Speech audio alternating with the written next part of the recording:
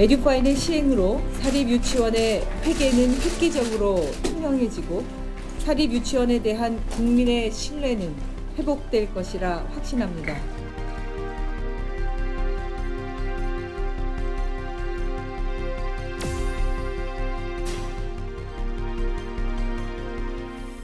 네, 지난 1일부터 사립유치원의 국가관리 회계 시스템 에듀파인 사용 의무화가 시작됐습니다. 그러나 이 에듀파인의 도입을 놓고 교육부와 대립해온 한유총이 개원을 연기하겠다고 밝히면서 유치원 대란을 우려하는 목소리가 높은데요. 스튜디오에 나와 있는 교육부 이지은 사립유치원 공공성 강화 지원팀장과 자세한 이야기 나눠봅니다. 안녕하세요. 네, 안녕하십니까. 네, 자, 교육부가 지난해 10월에 발표한 유치원 공공성 강화 방안에 따른 개정안을 마련했는데요. 네. 자, 이 개정안이 마련된 배경부터 짚어주실까요? 네. 작년에 이제 일부 사립 유치원을 중심으로 한 유치원 비리 사태가 있었습니다. 그래서 교육부는 10월 25일 유치원 공공성 강화 대책을 발표했습니다. 그 대책의 핵심 내용은 유치원 회계 투명성 강화, 공공성 강화에 있습니다. 그래서 현재 교육부에서는 이것과 관련된 관계 법령 개정을 추진하고 있습니다. 그 핵심 내용 중에 하나는 유아의 학습권 보호를 위해서 폐원 절차를 보완하는 과정입니다. 네. 그래서 학부모 동의를 3분의 2 이상 받는다든지 그리고 학기 중 폐원을 방지하는 대책을 지금 수립하고 있고요. 다음은 저희가 유치원 운영에 책임성 있는 그 운영을 위해서 현재 유아교육법상 관련된 행정 처분에 대해서 처분 기준을 구체화해서 시행령을 이제 담보하려고 하고 있습니다. 또한 이번에 이제 3월 1일자로 에듀파인이 도입되었습니다. 그래서 교육 불영인 사학기간 재무회계 규칙 개정을 추진을 했고 지난 25일 공포되었고 3월 1일부터 시행이 됩니다. 네. 자, 그럼 여러 가지 자세한 내용을 살펴보기에 앞서서 에듀파인이란 어떤 것인지 소개부터 해주실까요? 네, 에듀파인은 예산을 편성하고 수입 지출을 관리하고 또한 결산 기능까지 포함된 그 학교의 회계 업무 절차를 전자적으로 처리하는 국가관리 회계 시스템입니다. 이 에듀파인 시스템을 유치원에서 사용하시게 되면 교직원분들께서는 그 1년의 예산 현황, 규모를 아실 수가 있고요. 그리고 수입과 지출의 현황까지도 파악하실 수 있어서 저희가 그 유치원 행정 업무를, 회계 업무를 좀 더 효율적으로 하실 수 있게 도와드리는 프로그램입니다. 특히 에듀파인이 도입이 되면 사립유치원의 그 수입하고 지출 관리가 투명하게 됩니다. 이에 따라서 그동안 사립유치원의 이제 수입 재원인 누리과정 지원금이라든지 그리고 보조금 그리고 우리 학부모님들께서 내시는 원비가 재원에 따라서 어떤 경로를 거쳐 지출이 되는지 그 부분이 투명하게 됩니다. 네, 그러니까 효율성과 투명성을 동시에 잡을 수 있는 그런 회계 시스템이라고 이해하면 되는 건가요? 네, 맞습니다. 자, 그 에듀파인이 적용되는 유치원들 대상들도 궁금한데요. 네. 이번 이제 3월 1일은 1단계 에듀파인 도입입니다. 그래서 저희가 교육기관 정보 공개에 관한 특례법에 따라서 2018년 10월 정보 공시 기준으로 총 이제 581개원을 대상으로 3월 1일 1단계 도입이 됩니다. 네. 이와 더불어 그 도입 희망 의사를 밝힌 유치원이 있습니다. 그래서 그 유치원까지 저희가 포함을 해서 총 2월 28일 기준으로 718개원이 이번 3월 1일 1단계 도입 대상이 됩니다. 네. 그런데 올해 의무 대상이 아닌 유치원에서도 에듀파인 도입을 희망한 곳이 있다고 들었습니다. 네, 맞습니다. 어떤 건가요? 네, 그 17개 시도에서 희망을 해주셨는데요. 공영형 유치원 7개를 포함해서 총 137개원이 이제 희망 유치원입니다. 네. 자, 앞서 말씀해 주신 것처럼 사실 에듀파인 도입이 사립유치원에 한꺼번에 되는 게 아니라 단계적으로 도입이 됩니다. 이렇게 단계적으로 도입되는 이유도 좀 짚어주시죠. 네, 저희가 그 사립유치원 회계에 관한 규정은 사립학교법하고 사학기간 재무회계 규칙 규정이 있습니다. 이에 따라서 2월 달에 사립유치원에서는 예산을 편성하게 됩니다. 2월 19일까지 예산을 편성하고 그리고 회계 연도가 시작되기 5일 전에 관할청에 이 부분을 보고하게 돼 있습니다.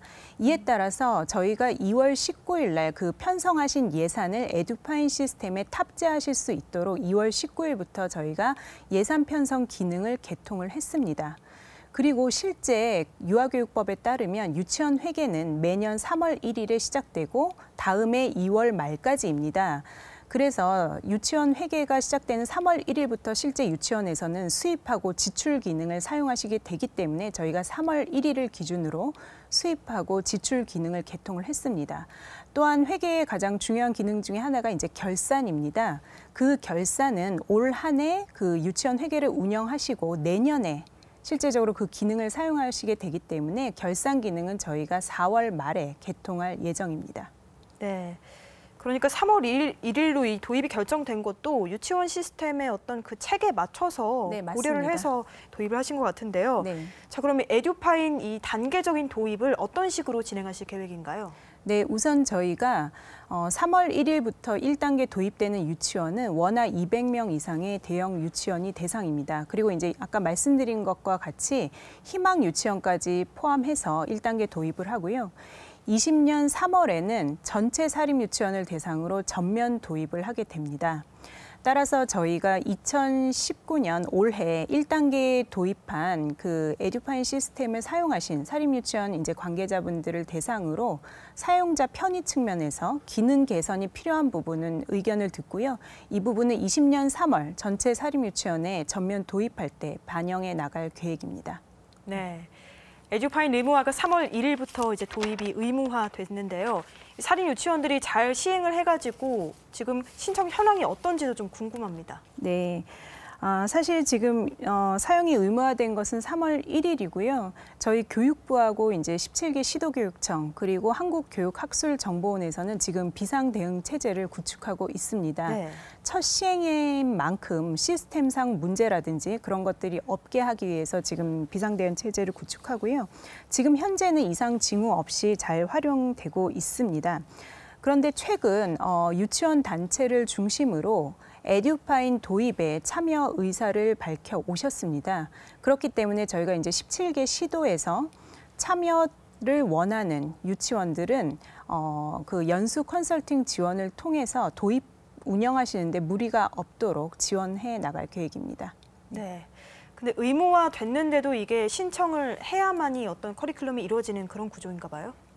네, 맞습니다. 그러니까 의무화했기 때문에 사실은 전체가 다 들어오시는 게 맞지만 이게 첫 시행인 만큼 지금 현재 참여를 하지 못한 유치원이 있고 참여 의사를 최근 밝혀 오셨기 때문에 지금 이제 시도하고 저희가 지원청을 통해서 참여 의사를 밝힌 유치원에 대해서는 연수 컨설팅을 계속 진행해 나갈 계획입니다. 네. 네. 자, 에듀파인 사용이 의무화됐지만 이를 좀 시행하지 않는 그런 유치원도 있습니다. 네. 관련해서 도입하지 않을 경우에는 어떤 조치가 내려지나요? 네, 앞에서도 말씀을 드렸지만 사학기간 재무회계 규칙 개정으로 3월 1일부터는 이제 사립유치원에서 에듀파인 도입이 선택이 아닌 의무입니다. 따라서 도입을 하지 않으신 경우에는 이거는 유아관계 법령 위반이 됩니다. 그러면 유아교육법 30조에 따라서 관계법령을 위반한 경우 교육감은 그 사립유치원에 시정명령을 할 수 있고 그 시정명령을 사립유치원에서 위반한 경우에는 저희가 정원 감축이라든지 학급 감축이라든지 이런 제재 조치를 할 수가 있습니다. 그런데 만약 시정명령을 하고 이런 제재 조치에도 응하지 않는다면 저희가 유아교육법 34조에 따라서 시정명령을 위반한 것에 대한 형사고발까지도 가능합니다. 네. 자, 에듀파인 도입 등을 두고 교육당국과 계속해서 이제 갈등을 빚고 있는 한유총 같은 경우에는 최근에 이번 시행령에 반대해서 총궐기를 열기도 했고 또 대화를 하자 이렇게 제의도 했지만 결국에는 개원을 연기하겠다고 밝혔습니다. 네. 우선 한유총의 입장을 좀 살펴보면요. 에듀파인을 수용하겠다고 밝히기는 했는데 이 유치원은 결국에는 개인 사유 재산이기 때문에 개인 사유 재산을 침해한 거다 이렇게 주장을 하고 있거든요. 네. 이 부분에 대해서는 어떻게 보십니까? 사실 유치원은 학교 법인뿐만이 아니라 개인도 유치원을 설립, 운영할 수 있습니다. 하지만 그 개인이라는 것도 사립학교법상 사립학교 경영자에 해당하고요. 유아교육법 사립학교법에 의해서 유치원도 분명히 학교입니다. 이 부분은 1949년 교육법이 제정될 당시부터 유치원은 학교였습니다. 네. 따라서 지금 일부 단체를 중심으로 사유재산인 토지 건물을 유치원 교육에 사용하였다. 따라서 정당한 보상이 필요하다 요구하고 있는데요. 이는 설립 기준에 따라서 본인의 스스로 교육 활동에 그 토지와 건물을 제공한 것으로 이 시설 사용료나 이런 부분에 대해서는 인정할 수가 없습니다. 분명히 사립유치원은 비영리 교육기관이고요. 또한 저희가 국가가 누리과정 지원금 그리고 교원 처우 개선비라든지 보조금 그리고 학부모님들이 내시는 원비 이것은 분명히 사립학교법상 교비 회계입니다. 교비 회계는 교육 목적의 사용이 금지되어 있습니다. 따라서 유치원 회계 투명성 확보를 위해서는 그리고 회계 투명성 확보를 통한 학교의 안정적 교육 환경을 통해서 유아 학습권이 보호되어야 하고요. 이런 측면에서 이 에듀파인 도입이라든지 그리고 이런 부분은 우리 헌법이 보장하는 그 유아 학습권 보장을 위한 초석이 될 것으로 생각이 됩니다. 네. 네. 자, 그 밖에도 뭐 다른 반대 근거로 네. 에듀파인 자체가 시스템이 아직 안정화가 안 됐기 때문에 뭐 3월 1일에 바로 도입 시행할 수는 없다. 이런 주장도 하고 있습니다. 네. 근데 사실 에듀파인이 사립유치원에 적용이 되는 거는 이번에 처음이지만 그 네. 전부터 몇 년 전부터 시행이 됐던 거죠? 네, 맞습니다. 그 국가 회계관리 시스템인 에듀파인은 사실은 2010년부터 학교에 도입이 돼서 국공립 유치원 그리고 사립인 초중고등학교까지 지금 현재 사용하고 있는 시스템이라 그 안정성 측면에서는 이미 운영 능력과 안정성이 확보된 상태입니다. 다만 그 사립유치원에 이번에 에듀파인 시스템이 처음 도입됐기 때문에 사립유치원이 사용할 수 있도록 사립유치원에 맞는 에듀파인 시스템을 구축하기 위해서 저희가 몇 가지 기능 개선을 했습니다. 그 기능 개선의 주요 내용은 그 사립유치원 회계를 반영한 회계 규정인 사학기관 재무회계 규칙상 사립유치원 세입과 세출 항목에 따라서 에듀파인 시스템을 사용할 수 있도록 이미 기능 개선을 해서 최적화를 한 상황입니다. 네. 한 가지 좀 더 살펴볼 점이요. 이제 유치원 문을 닫으려면 학부모의 3분의 2 이상이 찬성해야 하도록 이런 그런 내용도 시행령에서 의무화됐는데요. 사립유치원들이 이에 대해서도 좀 반대를 하고 있다고 들었습니다. 네, 사실은 그 유아교육법 시행령 개정안 제9조 2항에 따라서 유치원이 폐원 신청을 할 때 신청서에 저희가 이제 학부모님들 동의 3분의 2 이상을 받도록 이번에 시행령 개정안을 지금 추진하고 있습니다. 근데 이러한 부분은 그동안 이제 일부 유치원에서 일방적인 폐원 통보를 함으로써 유아의 학습권 보호를 침해하는 그런 것에 대한 대응이고요. 지난해 11월 교육부가 교육과정 편성 운영 지침을 개정해서 유치원 폐원 시에는 학부모 동의를 받을 수 있도록 이미 시도교육청에 안내를 했고 이번 시행령 개정안은 이것을 구체화해서 시행령에 명시하는 단계입니다. 네. 자, 오늘부터 유치원도 새 학기가 시작되는데요. 몇몇 사립 유치원이 개학 연기에 참여하겠다 이렇게 밝히면서 혹시라도 유치원 대란이 발생하지 않을까 우려하는 목소리가 높습니다. 대책 방안도 있을까요? 네. 지난 2월 28일 그 한국유치원총연합회에서 3월 4일부터 입학식을 무기한 연기하겠다고 일방적으로 통보를 했습니다. 네. 입학식을 며칠 앞두지 않은 상황에서 무기한 연기하겠다고 한 것은 사실은 학부모와 학생을 볼모로 하는 국민 상식에도 반하는 행동이고요. 교육자로서의 본분과 어긋난다고 생각을 합니다.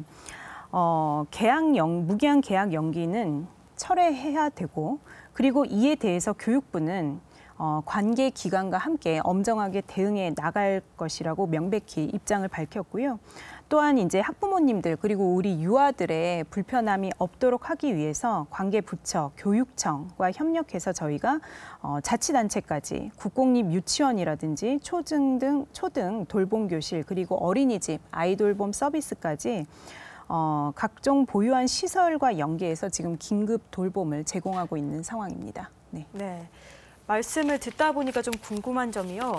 사실 에듀파인을 좀 적극적으로 도입하겠다는 곳도 많습니다. 심지어 앞서 말씀해 주셨던 것처럼 적용 대상이 아닌데도 도입을 희망하는 그런 곳도 있고요. 네. 그렇다면 이 도입을 원하는 유치원 그리고 그렇지 않은 유치원 사이에는 근본적으로 어떤 차이가 있는 건가요? 그 에듀파인 도입을 거부하는 유치원들의 주장은 이렇습니다. 사립 유치원에 맞지 않은 시스템이다. 이런 말씀을 하시는데요. 사실은 저희가 에듀파인이라는 것은 시스템입니다. 시스템이고 저희 17년 2월에 사학기간 재무회계 규칙 개정을 통해서 사립 유치원 회계 규정을 재정립을 했습니다. 따라서 그 현재도 적용되고 있는 그 사학기간 재무회계 규칙 사립 유치원 회계에 관한 규정을 시스템상으로 옮겨오는 것뿐입니다. 따라서 사립 유치원에 맞지 않는 시스템이라는 것은 부적절한 주장이라고 생각이 됩니다. 다만 사립 유치원에서 이 에듀파인 시스템을 처음 도입하는 만큼 저희가 필요한 지원은 아끼지 않고 있습니다. 사용자 교육 물론 하고 있고요. 그리고 인근에 사립 유치원 인근에 국공립 유치원이라든지 이미 에듀파인 시스템을 사용하신 분들과 멘토 멘티 형식으로 1대1 연결을 통해서 지원하고 있고 저희 한국교육학술정보원에서는 전화상담센터 1544-0079 전화상담센터도 운영을 하고 있습니다. 에듀파인 도입에 그 거부감을 가지고 계신 이제 일부 사립유치원에서는 결국은 유아교육에 종사하는 교육자로서 우리 아이들을 위해 투명한 회계 운영 그리고 유치원 교육의 질 향상을 위해서 에듀파인 도입에 적극 나서 주실 것으로 기대가 됩니다. 네. 네, 사립유치원의 에듀파인 도입에 대해서 지원 체계를 좀 언급을 해주셨는데요. 네. 저희 사립유치원 사용자 교육에 대해서 좀 더 네. 구체적으로 짚어주실까요? 네. 아까 말씀드린 대로 2010년부터 이미 학교에서는 이 에듀파인 시스템을 사용하고 있었습니다. 네. 그래서 초중 등 에듀파인 시스템 전문 강사분들 그리고 에듀파인을 실제 담당하고 있는 공무원들을 중심으로 17개 시도에서 저희가 대표 강사를 선발을 했습니다. 최초 저희가 계획을 할 때는 한 17개 시도 90여 명 내외로 좀 생각을 했었는데요. 네. 너무 다행인 것은 그 17개 시도에서 총 134명을 선발해 주셨고 저희가 17개 시도를 5개 권역으로 나눠서 찾아가면서 그 대표 강사 교육을 실시를 했습니다. 그리고 이 대표 강사 분들께서 시도의 사립유치원 관계자를 대상으로 전달 교육을 하였습니다. 네. 네. 이 시도별로 굉장히 협력이 잘 이루어지고 있는 것 같은데요. 게다가 상담 지원단을 구성해서 맞춤 상담도 이루어진다고 들었습니다. 이 부분은 어떤 건가요? 네, 사실은 그 사립유치원에 가장 가까운 것은 교육지원청입니다. 그래서 저희가 교육지원청 단위로 그 컨설팅단, 전문 상담하고 지원단을 구성을 했고요. 17개 시도 현재 446명입니다. 그래서 이 컨설팅단을 통해서 직접 사립유치원 필요하다면 방문해서 맞춤형으로도 지원하고 있고요.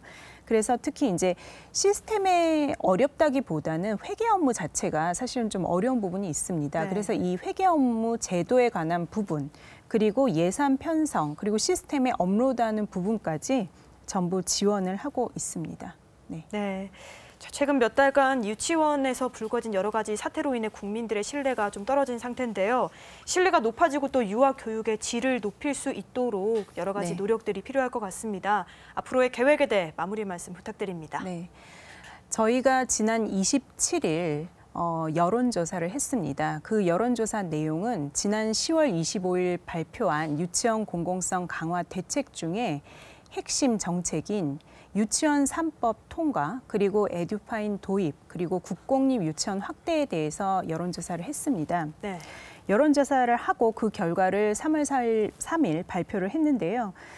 사실은 찬성 비율이 유치원 3법 같은 경우는 81%, 그리고 사립유치원 에듀파인 도입은 83%, 국공립 유치원 확대는 86.4%로 확인이 됐습니다. 이 결과를 놓고 볼 때 연령이나 성별 그리고 이념 성향을 막론하고 유치원 공공성 강화 대책에 대해서는 찬성이 높았고요. 이렇게 국민적 지지를 받고 있는 유아 공공성 대책을 교육부에서는 끝까지 추진을 하려고 합니다. 특히 유아 공공성 대책의 핵심인 유치원 3법 통과가 정말 절실합니다. 왜냐하면 저희가 유아교육법을 통해서 이번에 금고 이상의 형사처벌을 받은 경우 설립자 결격 사유를 명시한다든지 이런 설립 요건 강화 내용이 유아교육법에 들어가 있고요. 네. 또한 아까 말씀드린 바와 같이 유치원 교비 회계를 목적 외로 사용한 경우에 형사처벌을 하는 이런 부분이 사립학교법 개정안에 담겨 있습니다. 또한 유치원도 초, 중, 고등학교 학교급 수준으로 급식의 질을 높이고 우리 아이들에게 먹을거리 안전을 보장하기 위한 학교급식법 개정도 그 유치원 3법에 들어 있습니다. 따라서 국민 여러분 10명 중에 8분이 저희 유아교육 공공성 강화 대책에 대해서 찬성을 해주셨고 정부 정책 방향에 공감을 하고 계십니다. 따라서 교육부는 유아교육의 새로운 기틀을 세운다는 다짐으로 흔들림 없이 이 유아 공공성 강화 대책을 추진해 나갈 예정입니다. 네, 자, 모쪼록 학부모 그리고 학생들의 피해가 없기를 바라봅니다. 네. 자, 지금까지 이지은 교육부 사립유치원 공공성 강화 지원팀장과 이야기 나눴습니다. 오늘 말씀 고맙습니다. 네, 감사합니다.